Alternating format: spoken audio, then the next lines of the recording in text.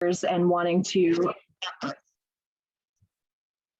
that continue button, both as teachers and wanting to be able to, be familiar with and understand the academic vocabulary in computer science, and then support our students in learning that academic vocabulary. So I just wanted to point out that the Computer Science Teachers Association does have a K-12 glossary, and a lot of the words that are in the standards have definitions in that glossary. So if you take a look at that page, then you're able to search for particular words and use that for your own purposes. I don't think it's very student-friendly language, but as a teacher, that would be maybe the first place I would start when I'm looking at the standards and I don't know what the words mean. I would take a peek at that one.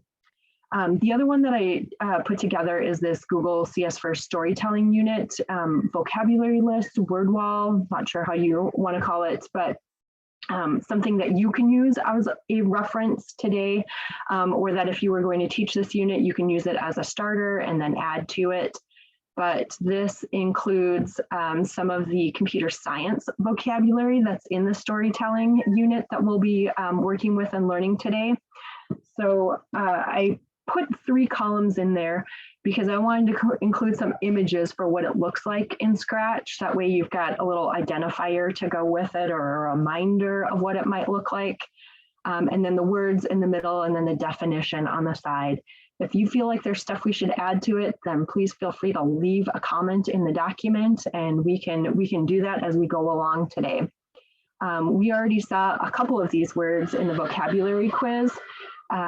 So sprite was one of them, and that is the cat. That's those characters or objects or animals that you can put on the screen and you can give them commands to move around and do different things. One of the things that you can do with it is you can change their costume or how they look, and that's going to be part of our first lesson, is being able to play around with some of that. So costume is what the sprite looks like. The block, you saw that one earlier. That's just a command or an instruction for Scratch. The event, that is an event is something that happens and it tells the computer when to run code. So we talked about seeing that green flag, and if somebody clicks on the green flag, then it's going to trigger the when green flag clicked event, and any of the blocks that are attached to it, it will run. All right. And then a sequence is just a stack of blocks that are put together and then they are executed or they're run right in a row. So they're done in order. A stage is that background that our characters are going to move around. And then basically the costumes that a stage has are called their backdrops. So the image that you show on a stage is called its backdrop. And then testing code and debugging, you're going to hear Google CS First use the word testing code instead of debugging, but they're maybe a fine point in terms of testing. Just means like looking for the errors. Debugging is like finding and fixing the errors, but you'll see those. Okay. Any questions about the vocabulary?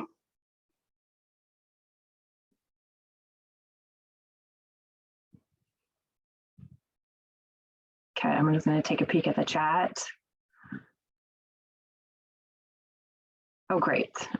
Diane shared the presentation, so you can access the links, including the CSTA vocabulary in this one in there. And yes, the costumes and the backdrops are a bit of a danger in Scratch. You can easily get sucked into those pieces and spend a lot of time on them. Okay.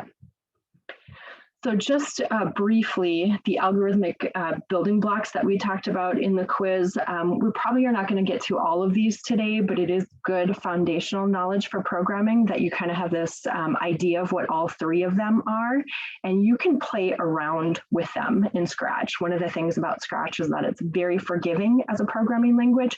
You can drag and drop and move stuff around, and it's really easy to fix and change things. So please don't hesitate to play with the blocks today as well. All right.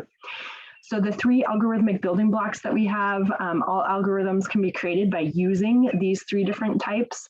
One is a sequence. That's that set of steps that are done in order. The other one is selection, where you're choosing between steps or you're choosing whether or not to do a set of steps. So those are those if statements or the if else statements.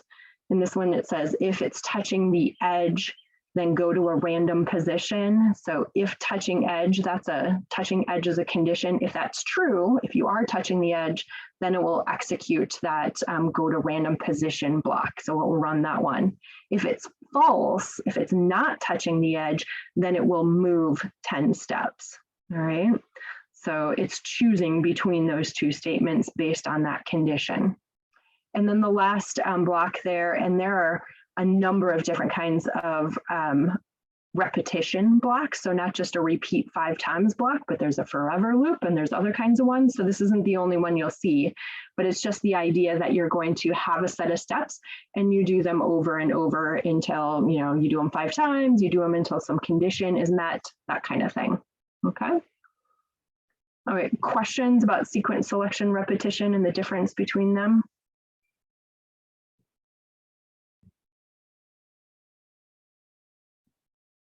I had a quick question about the difference between them, or can you combine them at all? Like if I wanted to have a repetition within a sequence, could I do that? Yes, absolutely, you could. So one thing you'll see is in this repetition block, we actually have a sequence because we have 2 blocks that are being executed one right after the other. If I wanted to, I could put my if block inside of that loop as well. So I could what's called nest them. I could have my selection inside of my repetition. I could have a set of sequence statements before, after. I could have a set of sequence statements as part of my my if statements here or my else statements. You can definitely mix and match them, and that's how we kind of, that's how we can get to the complexity of all of the algorithms that we see today. So. Okay, thank you.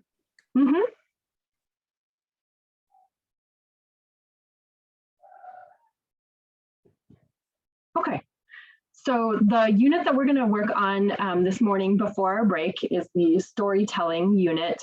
Just a little bit of context. It does have 8 lessons. It says it's 8 to 12 hours. So I'm not expecting you to get all the way through it by any means whatsoever. I'm hoping that you're going to get a good portion into the dialogue lesson. And for those who are a little bit more familiar with Scratch, maybe you'll get a little bit further into it.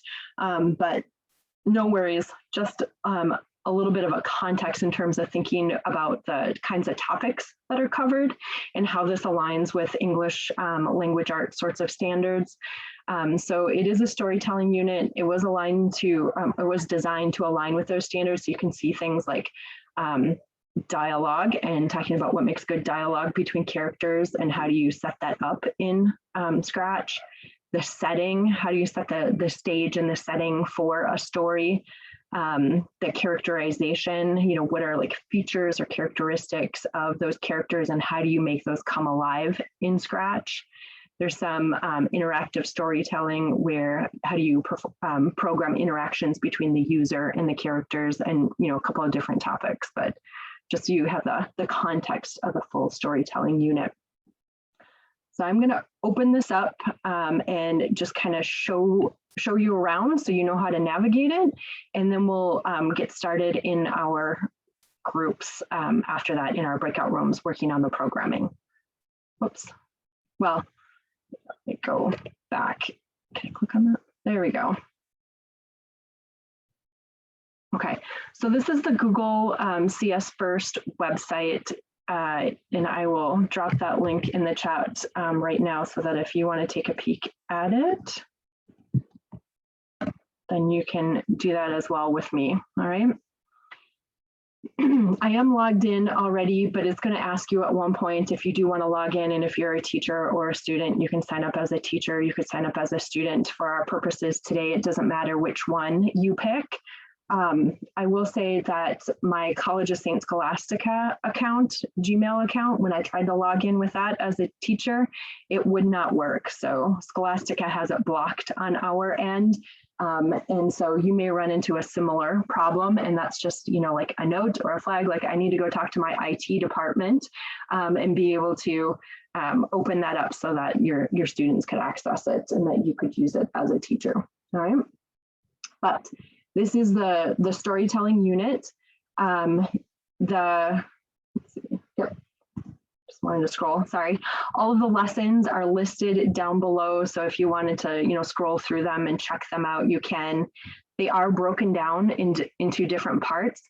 So they are doing some research and doing some studying of this and how to improve it. So there are surveys. And if you sign up as a teacher, it tells you that you can skip the survey. That would be one advantage of signing up as a teacher there.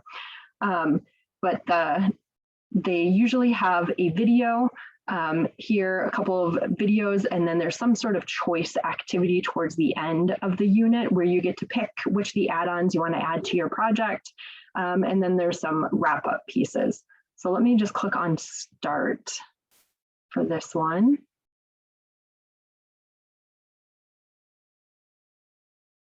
Okay, and I need to share so that you can see audio and video. Let me optimize for video clip there. And I'll make that full screen so you can see it a little bit better. Welcome to Google CS First. Before getting started, take the brief survey below this video. You can watch these at different speeds. I was watching it on a fast speed, but that's why he was speaking fast. So there you go. You have answered some of these questions before in a previous CS First. Go ahead. Oh, no. Okay. Let me try that again.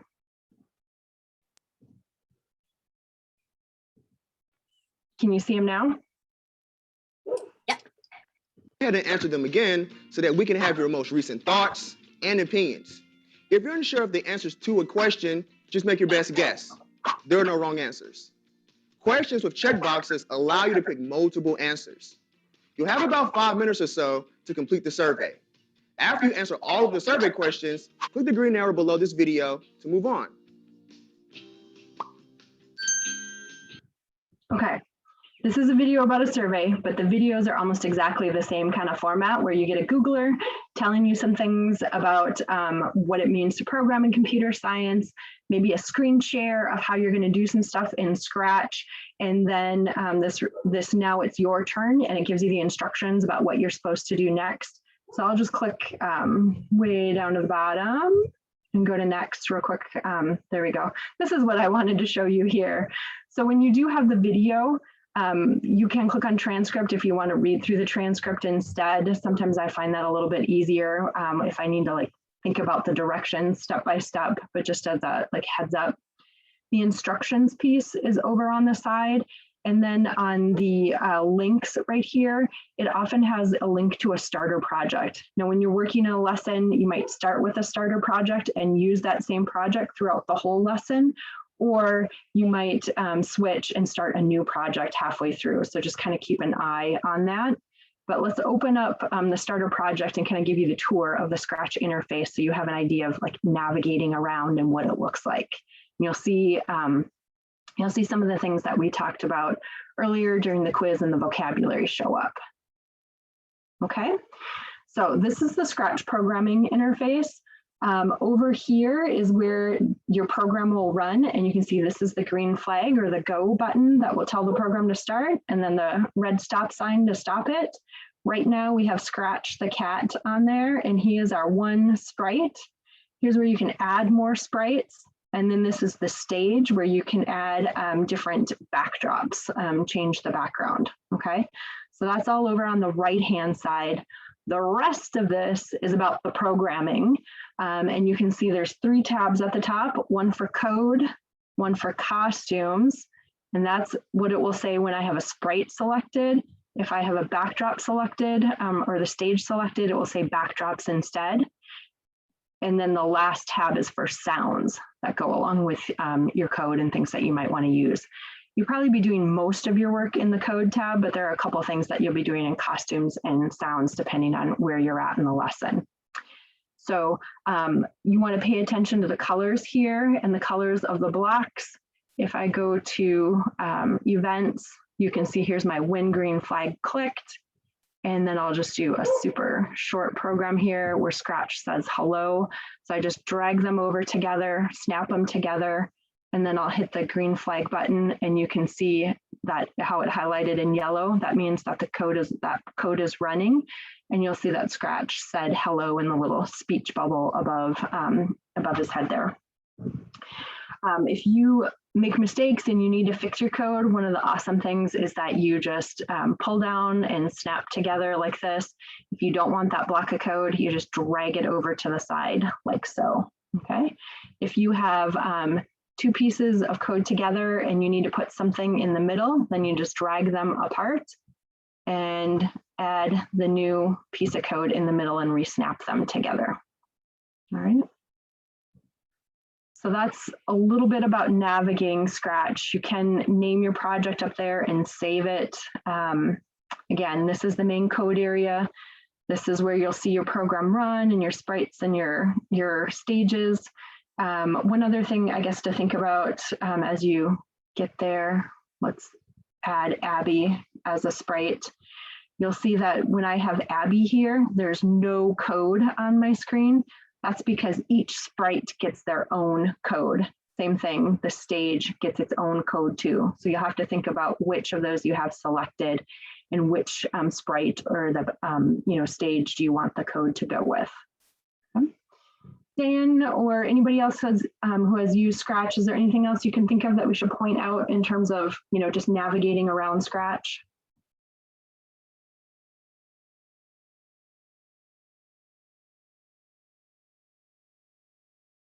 No, since I have it like optimized for video, I can't see video. Can somebody give me like a verbal, we're good? We're quiet. We're looking at a lot of things. I see many things moving. Her daughter, Sandy's daughter came in and said, "Oh, gee, Mom, you're learning Scratch for your job. That is so cool." Do the kids know what this is? Yes, the kids know what this is. Do the teachers need to know how to use it? It would be a good idea. I will say the video is going to walk you through all of those things. It's just sometimes nice to I don't know, it's like looking at a map, I think, before you start traveling. I always feel a little bit more comfortable if I look at the map first and I have a general idea of what I'm supposed to be doing before I do it. So, okay, so you are going to switch back and forth between Scratch and then the CS First curriculum over here. So you'll watch a video, it'll come up to the end where it says, now you do this, and it'll have the steps for you to do different things in your program. So you'll switch over to Scratch, do those steps, you'll come back here, you click on the next button, and it'll have another video with a set of steps for you to do in Scratch, okay? And our thought here is that folks would work in pairs, so you're not doing this alone. If you are new to Scratch, I would encourage you to work in a pair and try to do it together. If you are the kind of person though who prefers just to tinker and explore on your own, and that's how you feel more comfortable getting started in learning, that's perfectly fine as well. We'll have two kinds of breakout rooms. Diana's going to set up one room where all the people who want to work independently can go into that breakout room. And then if you want to work in a pair, we'll put you in a room with someone else, and you can work together by sharing your screen and talking back and forth about the projects that you're creating, okay?